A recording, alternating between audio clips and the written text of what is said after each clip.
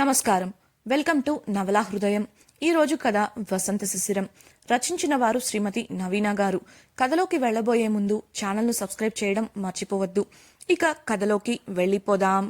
వసంతను చంపమని సుపారీ ఇచ్చిన వ్యక్తులను సముద్రంలోకి వెళ్లి అర్ధరాత్రి వేళ కలిసి వస్తాడు జయరాం. జయరాంతో పని కాదు అని తామే వేరే ఆలోచనలు చేయాలనుకుంటారు వారు. తన పుట్టినరోజు గురించి వాసుకు చెప్పమన్న ఉమతో అవసరం లేదని వాదించి తన గదికి వెళ్తుంది శిశిర.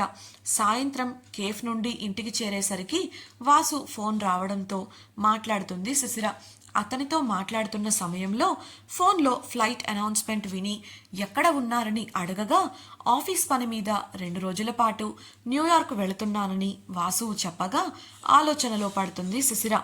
ఏం ఆలోచిస్తున్నావు అని అడిగిన వాసుకు సమాధానం ఇవ్వకుండా తన పుట్టినరోజు గురించి చెప్తామా లేదా అని ఆలోచిస్తోంది. ఏమైంది మళ్ళీ అడిగిన వాసుకు ఏం లేదు వాసుగారు, హ్యాపీ జర్నీ, జాగ్రత్తగా వెళ్ళిరండి అని బదులిస్తుంది శిశిర. ఆమె స్వరంలోని తడబాటుకు నాతో ఏదైనా చెప్పాలా శిశిర అని అడిగాడు వాసు. ఆమె సాధారణంగా మాట్లాడుతూ అదేం లేదులేండి, ఆఫీస్ పని మీద వెళ్తున్నారు కదా, జాగ్రత్తగా పని పూర్తి చేసుకొని రండి అని నవ్వుతూ చెప్పగా సరేనన్నాడు వాసు. ఇక శిశిర ఫోన్ కట్ చేయడంతో ఫోన్ చూస్తూ నిట్టూర్చాడు. అప్పుడే తాను వెళ్లాల్సిన న్యూయార్క్ ఫ్లైట్ అనౌన్స్మెంట్ రావడంతో బోర్డ్ అయ్యి న్యూయార్క్ బయలుదేరాడు. కట్ అయిన ఫోన్ను చూస్తూ ఆలోచనలో ఉన్న శిశిరను కదిలించింది ఉమ. ఏమైందే, ఎవరు ఫోన్లో అంటూ. ఆమె మాటలకు ఆలోచనల నుండి తేరుకొని వాసుగారు అని బదులిచ్చింది శిశిర. ఉమ ఉత్సాహంగా చెప్పావా ఆయనకు నీ పుట్టినరోజు గురించి ఆసక్తిగా అడగగా లేదే, చెప్పాలనుకున్నాను కానీ అంటూ ఆగిపోయింది శిశిర. చెప్పాలని ఉన్నప్పుడు ఇంకా ఏంటి అని అడిగిన ఉమకు నిట్టూరుస్తూ ఆయన ఎయిర్పోర్ట్లో ఉన్నారు, ఆఫీస్ పని మీద న్యూయార్క్ వెళ్తున్నారట, ఇప్పుడు చెప్పి ఎందుకు ఆయనను ఇబ్బంది పెట్టడం, వదిలేయ్ అని చెప్పి పుస్తకాలతో కుస్తీ మొదలుపెట్టింది శిశిర. దాంతో దీర్ఘంగా నిట్టూర్చి ఆమెతో పాటు చేరిపోయింది ఉమ. హైదరాబాద్ సలూన్ రెనోవేషన్ పనులు దాదాపుగా పూర్తయిపోయి పనివాళ్ల చేత దానిని శుభ్రం చేయించింది రేష్మ. పనివాళ్లకు డబ్బులు కట్టి సెటిల్ చేసేసి పంపించేసింది. సరిగ్గా సలూన్కి తాళం వేస్తున్న సమయంలో అలీ కార్లో అక్కడికి రాగా సంతోషంగా వెళ్ళి కార్ ఎక్కింది. ఏంటి మేడం అంత సంతోషంగా ఉన్నారు ఆసక్తిగా అడిగిన అలీకి మీకు తెలియదా, కొత్తగా అడుగుతున్నారెందుకో బెట్టుగా చెప్పింది రేష్మ. నీ నోటి వెంట వినాలని ప్రేమగా ఆమె కళ్ళలోకి చూస్తూ అన్నాడు అలీ. ఆమె అతడి చూపుకు కళ్ళు దించి సిగ్గుపడుతూ సలూన్లో పనులన్నీ అయిపోయాయి, మనం ఎప్పుడైనా బిజినెస్ కోసం తెరిచేయచ్చు, నాకు చాలా సంతోషంగా ఉంది, ఇది నాన్న మొదలుపెట్టిన బిజినెస్, తప్పక మూసేసి దూరంగా వెళ్ళిపోవాలనుకున్నాను, కానీ మళ్ళీ కొత్తగా తెరిచి బిజినెస్ చేయబోతున్నాం, అంతా మీ వల్లే, చాలా థ్యాంక్స్ ఆర్తిగా చెప్పింది రేష్మ. ఆమెను చూసి సంతోషించాడు అలీ. అయితే సంతోషంగా ఉన్నావు కాబట్టి నాకు ట్రీట్ ఇవ్వు, ఎక్కడికి వెళ్దాం అని అడిగిన అలీకి ఎక్కడికి వద్దు, ఇంటికి పోనివ్వండి చెప్పింది రేష్మ. లేదు లేదు, నాకు ట్రీట్ కావాల్సిందే చిన్నపిల్లాడిలా స్టీరింగ్పై కొట్టి మారం చేస్తూ అడిగాడు అలీ. ఇక కాదనలేక ఇస్తాను కానీ ఇంట్లోనే అని రేష్మ చెప్పడంతో ఏదో ఒకటిలే అనుకుంటూనే కార్ను వేగంగా ఇంటికి తీసుకెళ్లాడు అలీ. ఇంట్లోకి వెళ్లటమే నేరుగా వంటగదికి వెళ్లిన రేష్మను ఆమె వెనుకే అనుసరించాడు అలీ. రేష్మ ఫ్రిడ్జ్ తెరిచి ఏం ఉన్నాయా అని చూస్తుంటే అవసరమా నీకు కుస్తీలు, చక్కగా రెస్టారెంట్లో ఆర్డర్ పెట్టేస్తాను అని అలీ అంటుంటే అతడిని కోపంగా ఒక చూపు చూసి తనకు కావలసిన ఐటమ్స్ని తీసి బయట పెట్టింది రేష్మ. ఒక్క క్షణం ఆమె చూసిన ఆ కాటుక కళ్ళ చూపు అలీ గుప్పెడంత చిట్టి గుండెను బలంగా తాకడంతో అతని నోటి నుండి మరో పలుకు బయటపడలేదు. మౌనంగా ఆమె ప్రేమదాసుడిలా మారి ఆమె చేస్తున్న పనులను చూస్తూ పదార్థాలను కడిగి ఇవ్వడం, కూరలు తరగడం లాంటివి చేసి ఆమెకు సాయపడుతున్నాడు. చిన్న చిన్న పనులు అతడు తీసుకోవడంతో జుట్టు పైకి ముడివేసి అసలు పనిని మొదలుపెట్టింది రేష్మ. చికెన్ను తీసుకొని సరైన మోతాదులో మసాలాలు దట్టించి బాగా కలిపి పక్కన పెట్టేస్తుంది. ఆమె చేస్తున్న పనిని పరిశీలిస్తున్న అలీ మధ్య మధ్యలో మాట్లాడబోతుంటే చేతిలో ఉన్న గరిటనో కత్తినో చూపించి అతడి నోరు మూయించేస్తుంది రేష్మ. ఆమెకు కావలసినవన్నీ సిద్ధం చేసి ఇచ్చాక ఖాళీగా ఉండలేక వంటగది గట్టుపై కూర్చొని ఆమె చేసే పనిని ఇంకాస్త శ్రద్ధగా పరిశీలిస్తున్నాడు అలీ. పక్కపక్కనే ఉండి పనిచేస్తున్న సమయంలో ఆమె శరీర పరిమళం అతడి మనోనిగ్రహానికి పరీక్ష పెట్టగా ముట్టుకుంటే ఎక్కడ గరిటెతో యుద్ధం చేస్తుందో అని భయపడి నిగ్రహంగా నుంచున్నాడు. ఆమె వంట చేస్తుంటేనే ఆమెకు చేసే పనిలో ఎంత ప్రావీణ్యం ఉందో చివరికి తెలిసిపోయింది అలీకి. ఇక మారు మాట్లాడకుండా క్యారెట్ తింటూ కూర్చోగా తాను చేసిన బిర్యానీ స్టవ్ పై దమ్ పెట్టి 20 నిమిషాలు అలారం పెట్టి అలీకి అప్పచెప్పి అప్పటి వరకు పడ్డ శ్రమకు సాక్ష్యంగా నిలిచిన చెమటను తన చున్నీతో తుడుచుకుంటూ అక్కడి నుంచి బయటకు వెళ్ళింది రేష్మ.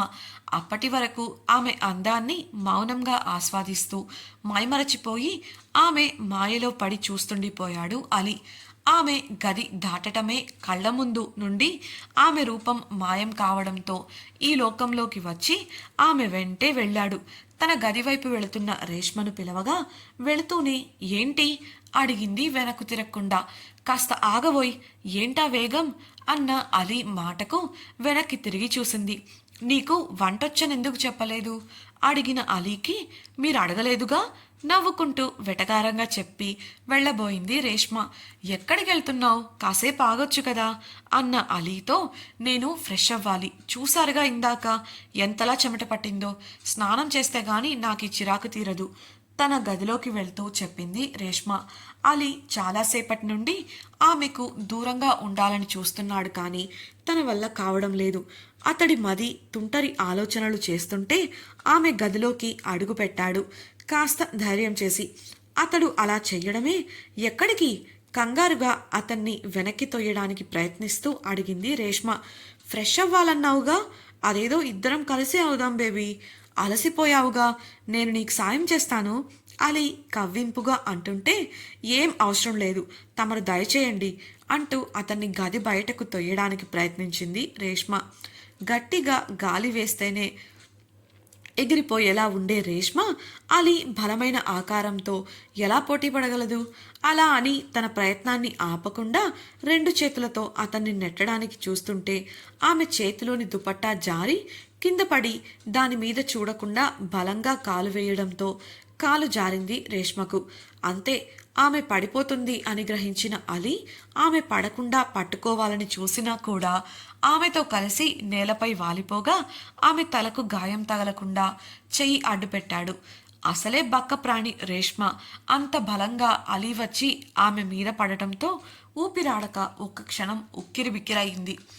అలీ వెంటనే తన బరువు ఆమెకు ఇబ్బంది కలగకుండా జాగ్రత్త పడగా కాస్త ఉపశమనం అనిపించింది ఆమెకు. అయితే అతడి 2 చేతులు ఆమె శరీరానికి నేలకు మధ్య ఇరుక్కుపోగా ఆమె అతన్ని పక్కకు తొయ్యాలని ప్రయత్నించి విఫలమైంది. ఆ సమయంలోనే పొరపాటున అతని పెదవులు ఆమె నుదుటిని తాకగా ఆ స్పర్శతో అతన్ని బింకంగా చూస్తూ బొమ్మలా నీలుక్కుపోయింది రేష్మ. నిజానికి అలా పొరపాటున మాత్రమే జరిగింది. కానీ ఆ స్పర్శ ఇద్దరిలోనూ తొంగొత్త ఊహలను రేపగా సిగ్గు మొహమాటాలతో ఒకరినొకరు చూసుకున్నారు. సరిగ్గా అప్పుడే రేష్మ అలీ చేతిలో పెట్టిన టైమర్ మ్రోగడంతో ఆ తడబాటు నుంచి తేరుకొని అలీ గది నుండి బయటకు వెళ్ళిపోగా రేష్మ తలుపు వేసేసుకుంది. అలీ రేష్మ పెట్టిన బిర్యానీ కింద స్టవ్ ఆఫ్ చేసేసి తన గదికి వెళ్ళిపోయాడు. ఇద్దరికీ కొంతసేపు గుండెతడ తగ్గలేదు. ఆ తర్వాత జరిగిన దానికి తలచుకొని వారిలో వారే ముసిముసిగా నవ్వుకొని ఫ్రెష్ అయ్యి డిన్నర్ కోసం వచ్చారు. అలీ డైనింగ్ టేబుల్ దగ్గరకు వెళ్లేసరికి రేష్మ డిన్నర్ కోసం చేయవలసిన మిగతా ఏర్పాట్లు పూర్తి చేయగా ఆమె వండిన బిర్యానీ వాసన ఇల్లంతా పరుచుకుంది. ఆ వాసన గుమగుమలకే నోరూరిపోతుంటే డైనింగ్ టేబుల్పై కూర్చుంటూ ఎక్కడ నేర్చుకున్నావు ఆసక్తిగా అలిగాడు అలీ. నాన్న నేర్పారు చిరునవ్వుతో చెప్పి ఇద్దరికీ వడ్డించింది రేష్మ. సరదాగా కబుర్లు చెప్పుకుంటూ తినడం ప్రారంభించారు. మధ్య మధ్యలో అలీ రేష్మకు బీటి కొడుతూ ఆమె చూస్తుంటే దాన్ని కవర్ చేసుకుంటూ ఎలానో డిన్నర్ పూర్తి చేశాడు. ఇద్దరు తిన్న తర్వాత అంతా కిచెన్లోకి సర్దేస్తుండగా రేష్మ కిచెన్ శుభ్రం చేసే పనిలో పడగా ఆమెను చూసిన అలీకి చిలిపి ఆలోచన తట్టింది. ఆమె సింక్ వైపు తిరిగి గిన్నెలు శుభ్రం చేస్తుంటే వెనుకగా వెళ్ళి ఆమె విశాలమైన వీపు భాగం నుండి ఆమె వేసుకున్న డ్రెస్లోకి చల్లటి నీటిని వంపాడు. ఒక్కసారిగా చల్లని నీరు వీపు మీద పడి డ్రెస్ లోపలికి జారడంతో బల్లి అనుకొని ఉలిక్కిపడి ఆ అంటూ కేక పెట్టింది రేష్మ. చిందులు తొక్కుతూ వీపు తడుముకుంటూ పక్కకు వెళ్ళగా తననే చూస్తూ వస్తున్న నవ్వుని ఆపుకుంటూ కనిపించాడు అలీ. చేతికి తగిలిన తడితో ఇదంతా చేసింది అతడే అని అర్థమై చిరుకోపంగా పక్కనే ఉన్న నీళ్ల బాటిల్ అందుకొని అతని వెంట పడింది. పగలబడి నవ్వుతూ ఆమెను తప్పించుకుంటూ దొరక్కుండా సోఫాల చుట్టూ బల్లల చుట్టూ తిప్పిస్తూ ఆమెను ఆట పట్టించాడు అలీ. అలా అతడి వెంట పడుతూ అతడు తన గదిలోకి వెళ్ళాడన్న విషయాన్ని కూడా రేష్మ గమనించలేదు. ఎంతసేపటికి అతడు దొరకకపోవడంతో విసుగు చెంది బాటిల్ మూత తీసి దూరం నుండే పూర్తిగా అతని పైకి నీళ్లు వంపేసింది రేష్మ. దాంతో అవన్నీ అలీపై పడి తడిచిపోగా నా మీదే నీళ్లు పోస్తావా నిన్ను అంటూ ఆమె వెంట పడ్డాడు. ఆమెను అమాంతం ఎత్తుకొని గింజుకుంటున్నా వినకుండా తీసుకెళ్లి బాత్ టబ్లో వదిలేశాడు. తల నుంచి పాదాల వరకు పూర్తిగా తడిచిపోయింది రేష్మ. ఆ కోపంతో అక్కడే నవ్వుతూ నిలబడిన అలీని చూసి వేగంగా రియాక్ట్ అయి పక్కనే ఉన్న షవర్ ఆన్ చేసింది. ఇదంతా క్షణాల్లోనే జరగడంతో ఎవ్వరికీ తప్పించుకునే అవకాశం దొరకలేదు. అప్పటి వరకు కొంచెమే తడిచిన అలీ షవర్ కింద నిలబడి ఉండటంతో పూర్తిగా తడిచి ముద్దయ్యాడు. అది చాలదన్నట్లు రేష్మ నవ్వుతూ బాత్రూంలో ఉన్న షవర్ ట్యాప్ ఆన్ చేసి అలీ వైపు చూపటంతో రెండు వైపుల నుండి వస్తున్న నీటితో తడుస్తూ నవ్వుతూ సంతోషంగా కనిపిస్తున్న రేష్మను చూస్తూ స్టాచ్యూ ఆఫ్ లిబర్టీ పోజ్లో నిలబడ్డాడు అలీ. కాసేపటికి అతడి చూపులు ఆమె ముఖం నుండి తడిచిన దేహంపైకి చేరి అక్కడే నిలిచిపోయాయి. అసలే ఆమె వేసుకుంది బిగుతైన పంజాబీ టాప్. దానికి తోడు ఇప్పుడు తడవడంతో ఇంకా బిగుతుగా మారి పలుచగా ఉన్న డ్రెస్లోంచి ఆమె వంపుసంపులు బయటపడి ఆమె అచ్చగుద్దినట్లు ఎల్లోరా శిల్పంలా కనిపిస్తుంటే చూపు తిప్పుకోలేకపోయాడు అలీ. ఆమెను మైమరచి చూస్తూ ఉండగా ఒక్కసారిగా మౌనంగా మారిపోయిన అలీని ఆశ్చర్యంగా తల ఎత్తి చూసింది రేష్మ. అతడి చూపులు తనపై నిలవడం చూసి తనను తాను చూసుకున్న ఆమె ఉన్న పళంగా చేతిలోనే టాప్ వదిలేసి సిగ్గుతో ఎదకు చేతులు అడ్డు పెట్టుకుంటూ ముడుచుకుపోయింది. అక్కడి వాతావరణం ఒక్కసారిగా నిశ్శబ్దంగా మారడం, ట్యాప్ కింద పడటంతో ఆ శబ్దానికి ఈ లోకంలోకి వచ్చిన అలీ తడబడుతూ తల తిప్పేసుకున్నాడు. వెంటనే కబోర్డ్ నుండి 2 టవల్స్ తీసి ఒకటి ఆమె పైకి విసిరేసి దిక్కులు చూస్తూ అక్కడి నుంచి వెళ్ళిపోయాడు. గదిలోకి వచ్చిన అలీ తల తుడుచుకుంటూ బాల్కనీలో నిలబడగా తడిచిన రేష్మ రూపమే కళ్ల ముందు కదలగా అతడి ఊపిరి వేగాన్ని పుంజుకుంది. సిగ్గుతో ముడుచుకుపోతున్న ఆమె రూపం అతన్ని మరింత ఊరిస్తుంటే ఆమె రాక కోసం ఎదురుచూశాడు. కానీ ఎంతసేపైనా ఆమె బయటకు వస్తున్న ఆనవాళ్లు కనిపించలేదు. ఆమెను చూడాలని, హత్తుకోవాలని మనసు ఉరకలు పెడుతుంటే ఆగలేక వెళ్ళి తానే తలుపు తట్టాడు. బాత్రూంలో తల తుడుచుకొని బయటకు వెళ్ళి అలీకి అలా తడిచిన స్థితిలో కనబడటానికి సిగ్గు అడ్డొచ్చి లోపలే ఆగిపోయింది రేష్మ. సిగ్గుతో పాటు బెరకు, బిడియం కూడా చేరడంతో అడుగు కదపలేక ఆగిపోయింది అక్కడే. అప్పుడే బయట నుండి అలీ తలుపు తట్టడంతో తప్పక తన చేతిలో ఉన్న టవల్ను భుజాల మీదుగా కప్పుకొని తల వంచుకొని మెల్లగా బయటకు వచ్చింది. అలీ ఆమెను మైమరుపుగా చూస్తూ దగ్గరకు వెళ్ళగా భయంగా 2 అడుగులు వెనక్కు వేసింది రేష్మ. నేను గదికి వెళ్తాను తడబడుతూ చెప్పి తలుపు వైపు కంగారుగా వెళ్ళబోగా వెనుక నుండి హత్తుకుంటూ ఆపేశాడు అలీ. కౌగలిలోనే తన వైపుకు తిప్పుకుంటూ తడిచిన ఆమె కురులను సరిచేశాడు. సిగ్గుపడుతూ ముడుచుకుపోతున్న రేష్మ అతడి కంటికి మరింత ఆకర్షణీయంగా కనబడుతుంటే ఆమె ఏదో చెప్పబోయేంతలో ఆమె పెదవులను బంధించాడు. తనను దూరంగా తొయ్యాలని వచ్చిన ఆమె చేతులను కూడా బంధించి ముద్దులోనే తన ప్రేమనంతా తెలుపుతూ ఆమెను మంచం పైకి చేర్చాడు. ఓవైపు అతడి ముద్దుకు, దాని రూపంలో అతడు కురిపిస్తున్న ప్రేమకు ఉక్కిరిబిక్కిరై కళ్ళు మూసేసింది రేష్మ. అతడి స్పర్శకు తనపై తనకు పట్టు తప్పుతుంటే అలా జరగకుండా ఉండటానికి గట్టిగానే ప్రయత్నిస్తోంది. కష్టంగా వద్దు అలీ ప్లీజ్ అని గొంతు పెగిల్చుకొని చెప్పగా, నన్ను ఆపకే ప్లీజ్ అని అభ్యర్థనగా చెప్పాడు అలీ. ఆమెను ముఖం నుండి పాదాల వరకు ఆక్రమించుకొని ముద్దులతో ముంచెత్తాడు. ఆమెకు కూడా తాను అంటే పిచ్చి ప్రేమ ఉండటంతో మరో ఆలోచన లేకుండా ఆమెను ఆక్రమించుకునే ప్రయత్నంలో ఉన్నాడు. అతడి చేతలకు తనపై తనకే వశం తప్పుతుంటే అతి కష్టంగా అతన్ని కాస్త దూరం జరిపింది రేష్మ.